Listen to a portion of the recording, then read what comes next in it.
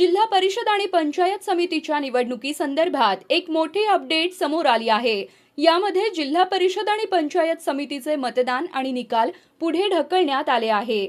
आधी 5 फेब्रुवारी 2026 रोजी मतदान आणि 7 फेब्रुवारी 2026 रोजी निकाल जाहीर करण्याचा कार्यक्रम नियोजित होता। मात्र उपमुख्यमंत्री अजित पवार यांच्या निधनामुळे राज्यात 3 दिवसांचा दुखवटा जाहीर करण्यात आल्याने जिल्हा परिषद आणि पंचायत समितीच्या निवडणूक प्रक्रियेत महत्त्वाचा बदल करण्यात आला आहे। या पार्श्वभूमीवर निवडणूक आयोगाने निवडणूक पुढे ढकलण्याचा निर्णय घेतला आहे। या निर्णयामुळे राज्यातील 12 जिल्हा परिषदा आणि त्या अंतर्गत असलेल्या 125 पंचायत समित्यांच्या सार्वत्रिक निवडणुकांच्या तारखांमध्ये बदल झाला आहे। सुधारित कार्यक्रमानुसार 5 फेब्रुवारी रोजी होणारे मतदान आता 7 फेब्रुवारी 2026 रोजी घेतले जाणार आहे। त्याचप्रमाणे 7 फेब्रुवारी रोजी नियोजित असलेली मतमोजणी आता 9 फेब्रुवारी 2026 रोजी होणार आहे।